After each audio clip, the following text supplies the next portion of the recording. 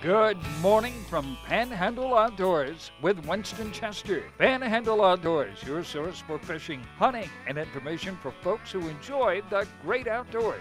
Now sit back, relax. It's Panhandle Outdoors. Good morning, folks. Welcome to Panhandle Outdoors. I'm Winston Chester. Glad you're here this morning. I got a special guest here in the studio. You're really going to enjoy her. But first, let's get our weather. It's done by Haney. It's sponsored by Haney Technical Center, and they really have some good programs over there. We often talk about it. Run by and check them out. It'll be summer school before you know it. Check out some of the programs they have there. High today, 67, low 58. So it's not going to be cold, but the water temperature has dropped down to 59 degrees. That's as cold as it has been all year round. So let's take a look at our river readings brought to us by Watson's Landing Marina and Dry Storage, about 2 minutes east of the Harrison Avenue, right there on Business 98. The river readings at Apalachicola Bluntstown is a 13.9 holding in there, and the Choctawhatchee at Caryville is a 10.9. Both of these are right at basically 11 and 14. Both the rivers, we mentioned this yesterday, and they did the same reading yesterday, just real steady. You're not going to have the high rise or the quick drop. So this weekend, river fishing should be pretty good as far as, not having a lot of moving water going up and down. They may have some rain coming tonight or tomorrow, they're calling for it, but be aware of that. A tide chart brought to us by Kent Forest Lawn Funeral Home and Cemetery. High tide today, really good shape on there. We've got a low tide this morning at 6:01 and a high tide at 7:03. Got a 2-foot movement, really good tides. Marine forecast south-southeast, starting about 4 miles an hour this morning. We're going to start increasing about 12 or 13 by the afternoon, so be aware of that. That's a normal pattern around here. It starts not windy in the morning, but in the afternoon it just sort of picks up. That's a big summer pattern, but we're doing it now this winter. Take a break. We'll be right back with our guest.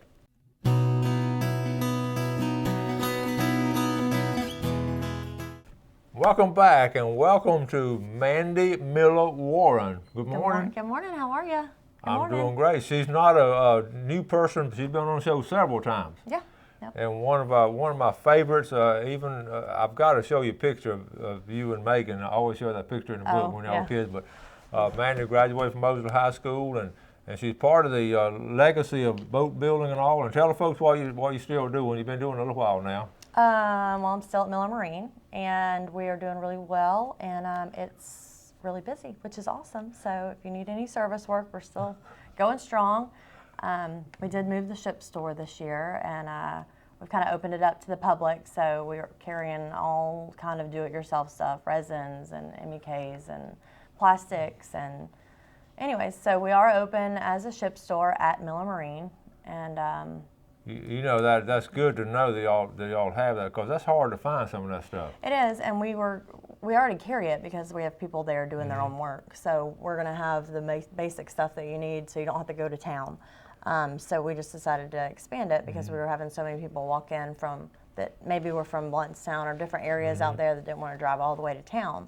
So anyways, yeah, we're trying to carry a little bit of everything, and mostly do-it-yourself repair things, though. Yeah, that's good. That's good. I've got an old canoe. I used to fool around these canoes and all, and I just need a little bit of fiberglass work, so I can run over there and get some. Anything. They're not that far from the house. Yeah. I mean, really, I can ride my bicycle. And we put together like patch kits and things that we would use at the yard. So so maybe it's not the things that you get at West Marine, but it's things that we actually use as a person in the industry doing these repairs every day, and because we order in bulk, we're able to kind of work with prices a little bit easier. Oh, that's right. Let's talk about that. So yeah, it works out good. Now, we all give is advice free? That's what I was going to say. And the good thing is usually there's somebody there with sticky resin hands that can tell you exactly what to do. Right. Well, and there are a lot of used boats out there just need a little bit of patchwork or something, and you can get some good deals on them if you're willing to do it. And that's fun. I've done that. That's fun kind of work. It is, and it works out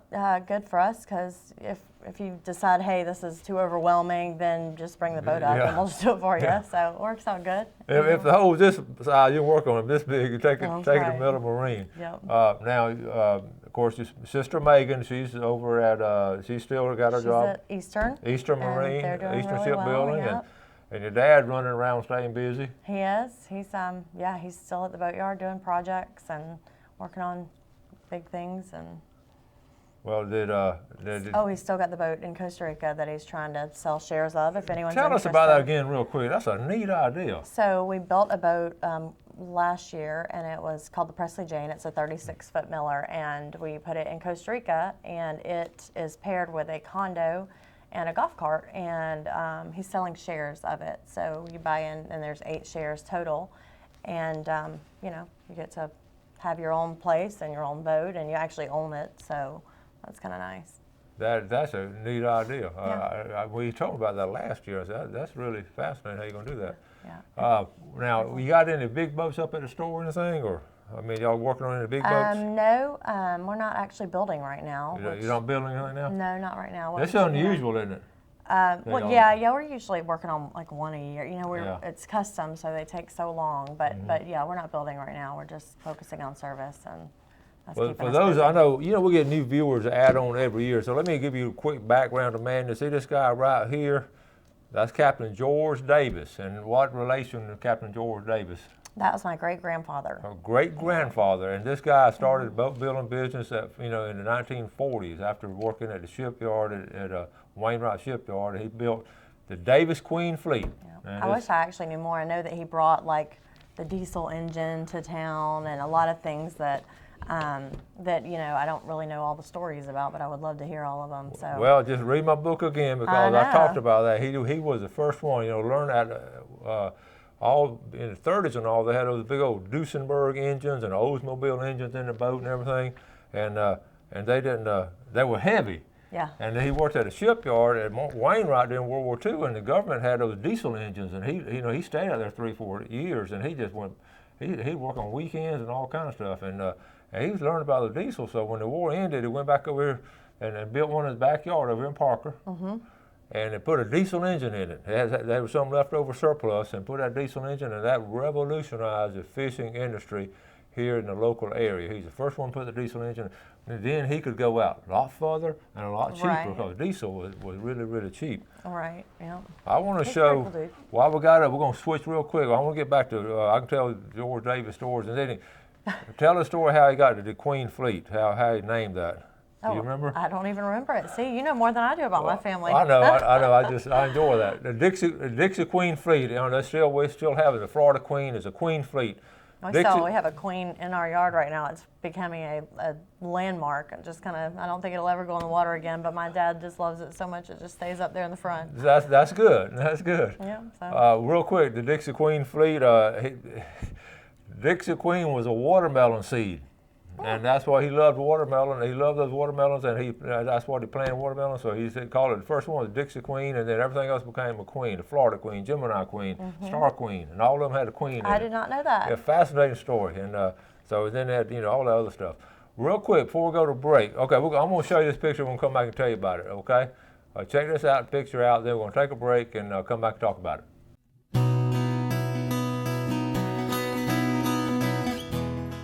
Okay, welcome back with Mandy Miller Warren, and we're going to talk, we've been talking about boats and all, we're going to jump into hunting, okay? And the girls, this past weekend, they did something special. It was a big, big weekend for us, yeah. They both killed their first deer. So, okay. As a parent, it's pretty exciting. It is exciting, it's always exciting. Tell us about this one here. So that's my little girl, my youngest one, and she's 8. Her name is Reese, or Peanut, at our house. You call her Peanut? Yeah, she's Peanut. And so they went to a farm, which was with with my husband's parents, and they've got a farm in Alabama, and she was just excited, and there was opportunity, and right now the river is up, and the deer are just like crazy out. I mean, there's just hundreds, and they're just I remember you told me that before, when the river gets high, they just come up on Yeah, and it was at like a historical level, like the last couple months. So, which, as you know, because of Howard's Creek. But yeah, so anyways, little sister killed one, the spike, and big sister just wasn't gonna have that. So big sister went out the next morning and got herself a doe. So yeah, very exciting. They were she's just smiling so too. Happy. They're happy. They were so happy. And you got a video of it, and tell us quick about the video. The video was so sweet. I wish I could have played it, but she cries. She's so excited. She's like, "Oh no, I might cry, don't look at me. And so she starts crying, and it's really sweet. That's when you know it's a joyful time when the kid does something like that, and that's tears of joy. Oh, they're just so happy. It's just overwhelming, which, I mean, I was like that too. And we're going to show this picture, and this was a couple years ago, just to show that mom can take a big buck too. Tell us about this one. Yeah, that was a couple years ago here in Panhandle City, but I have not done much since. I've been going a lot, but no, I haven't seen anything like him lately. So I got tickled on one of your postings the other day. I don't know if I still have it. You were talking about you were. You went deer hunting, and all you could see was bear. That's all I see right there. And then you went bear hunting, and you didn't. Yeah, I saw 2 that day, but I actually have a nice family of 5 that come in just about every time I sit. So. But during bear season, you couldn't see anything. I sat 12 hours. Are you serious? I gave the government my $100, my husband, all of us actually, the whole lease, and nothing. So my cameras though, all week long, were just full of them. So we'll just have to. You think they knew it was bear season? I think so. That's crazy, but I have to say, I think that it did go well. I think FWC did a good job. I know they had a lot of criticism, but I really think they did a good job with it. I think that there was an underestimate. I mean, I read that this survey that they based the amount that we got to harvest off of was really old. So I think that was underestimated. I think that there were a lot more in this area that could have been harvested, and it still probably wouldn't have really touched the population. I mean, there's an unbelievable amount in this area. And tell the folks where y'all's place is up there. Yeah, we're up off 231 in Youngstown, and so and we're just covered in them. So they're not a endangered species by any means, but they are definitely there, and you know, they're all through that area and around that Bear Creek area, all sides of 231, north of 231, and then you start going east, and it just gets more and more. I mean, y'all are loaded with them. We're loaded. It's crazy, but I do hear there are areas that they don't see them any, and still around here. So maybe they're just I don't know. Maybe we were feeding them something they like. I'm glad you said that about FWC, because they did do a good job managing it, and they got the quota and they cut it out, and it went real well, I thought. I thought it did too, and I'm sure that they underestimated to begin with, so because there was really no way you could find that in one day, but I thought they did good. And y'all tried to put together. Now, the last couple of years, we've had good dove shoots up there. This year, it just didn't come together. We've had a couple. They've had some good ones. I have only been to a couple that, and they were okay. But the birds came in late, and then the weather's been kind of sporadic, and But I have heard of a lot of people killing a lot of doves, and I've seen a lot of ducks. So I haven't been duck hunting, but I've seen a lot of ducks being killed. I did do the alligator thing. That was not as easy as it looks. Well, tell us about that real quick. A friend of ours, Stuart Miller, who you know, he took me a couple times, and we were just determined. And I had a Gulf County, so I thought, oh, this ought to be easy because, come on, Gulf County. But what I realized is that dark water, no, you can't see anything. And so by the time we'd run up on them, they were already long gone. And then... So then we tried in the bay, and it was so beautiful. Oh, it was so beautiful out there. But you could see everything, and it was just beautiful. But there was just hundreds of tiny ones, but I never could find a big one, and it just didn't come together. So maybe we'll try again. That's why you call it hunting and all. And, that's right. You know that, and I know y'all call a lot of fish and everything, and we can tell all kind of fishing stories. Let me, I got to make this announcement because this is going on tonight, and I'll get back with Manny. This is the Coastal Conservation Association, the CCA. Now, you know, they've already become legendary around here because of the situation where one of our local fishermen caught the tagged redfish last fall and was not registered and lost out on about a $40,000 boat because he didn't register. But anyway, the CCA, they're having a meeting locally, that's tonight at 5:30 at Boondocks. And there's a little organizational meeting. We'll get a chapter started here. They have one, over there on the Emerald Coast, the other side of our viewing area. But which Boondocks? The Boondocks in West Bay. Good question. I'm glad you mentioned that. The Boondocks over in West Bay, they call that the Beach Boondocks at 5:30, and they're saying drinks are on the house. So if you, and it's just going to meet and get organized, and I try to get them some more information about the CCA, Coastal Conservation Association, and they're really big on. On conservation, been around a while, but they're trying to get active up in this area. So we want to welcome them here, and if you get a chance, go out there and just hear them out, okay? We're going to take our final break. We'll be right back with Mandy.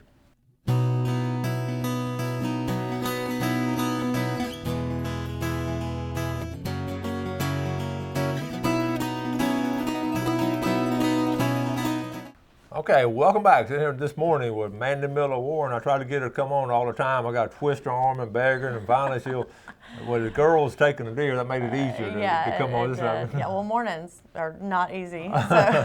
So So you mornings with kids. You're like the rest of us. You got to go to work, but then you got the kids in between too. Yeah. What grade are they in? Second and fourth at Bay Haven. So you're staying busy. Yeah, they're busy. Yeah. Let's take a quick look at our game and fish time today, brought to us by Mark Coward, Counts Real Estate. Our time is from 9:47 to 11:47 this morning, and from 10:14 to 12:14 tonight. Okay, and that's our times. One thing I get tickled, you know, that FWC has a little one-day program they put in across the state. It's called Becoming an Outdoor Woman, which is good, you know. But and they've been doing it a couple years. I get tickled sometimes when I think about somebody like you who's been an outdoor girl, and then, you know, you've always done outdoor stuff with your family. So I was thinking, Amanda would be an ideal person to teach that class. Well, I don't know about to teach it, but I'd love to go to it. What all do they teach? Fishing and Well, hunting? the same thing we just... did in outdoor ed. Oh, Identical well, stuff. You should teach it then. Well, you'd come across better. Yeah. I've always called, she's like I loved acronyms all my life. I guess being in education, do acronyms, and I've always thought of Mandy as a bad outdoor woman, a bad outdoor woman. Now she's a bomb, a bad outdoor mom. Yeah. Okay, because you're doing a good job with the girls and all. Should have some shirts or something made, like a club. That would be a little club. I like to do the ladies' hunts, so yeah. I was going to talk about quail hunt. I mean, dove hunt. Did y'all do it? We didn't do it this year, but they are still excited about it. So we're just gonna have to get back into it. You know, it's so cool though, because a lot of them have kept it going. Like that was their first time shooting guns or being on a boat or whatever, and it's cool to see them do it with their kids now and keep it going. Well, that's what I was saying about earlier, you know, because you've done that kind of stuff and you've been in a leadership role, and yeah, that's I'm really gonna call cool. FWC, see if they'll let you teach that. Oh. Yeah. Even all your spare I might have to time. learn some stuff, but yeah. In all your spare time. I love to learn. How many folks y'all employ up there at Miller Marine, roughly? We actually only employ 10 to 12 people. That's good. But though. what we do is like subcontract everything. So I've got like a painter in house, and then of course Buck at Marine Wheels is there, and then we've got Scott with Panhandle Marine Controls and Nick with Emerald Coast. Anyways, they're all there in house. So if you come there, hopefully you can get whatever service you need. But as far as us, we really just pull the boat out and do bottom jobs, basic fiberglass work, things like that, and we sub everything else out. I just every now and then I just drive over there and just ride around and look at the boats. It's really cool right now. There's a lot of boats in there. Yeah. That's Coach Chester riding around up there. Yeah, it's really cool. There's some really cool, really like new and pretty ones, and then you have like some older ones that people are redoing, which is really cool. Greg Abrams is redoing a boat, and it's gonna be so cool. Now, which one is he redoing? It's the old Sunrise. Yeah. It's a wooden hull boat, and he's really, it's going to be a really cool boat when he gets done. I'm going to come over there and look at that. Well, you should. Does he come over there doing it? Does he ever come over there? Yeah, he comes every day or every other kidding. day and checks on it. And I mean, they took it all the way down to they are completely redoing it. I'm going to go over there and harass him, maybe hide some of his tools or something. That's what I'm going to do. Yeah, he's over there a lot. It's pretty cool. So. Now, do you still, the old Queen, which Queen boat did y'all have out there?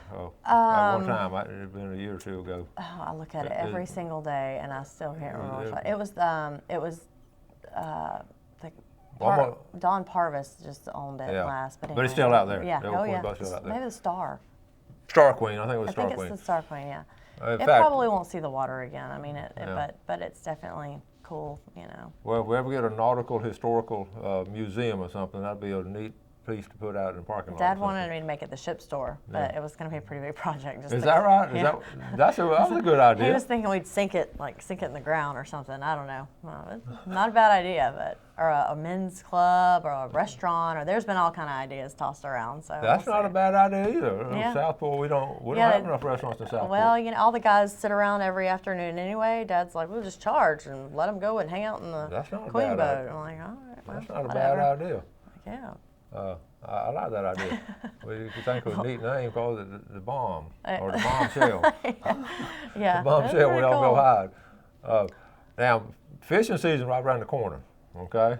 Tell us what kind of fishing you enjoy doing. It's so hard to even think that that's here, but yeah. So, you know, you've got a place down at Howard's Creek now, and we're down at Howard's Creek, and we love to go down there. So I imagine we'll be spending a lot of time in freshwater this year.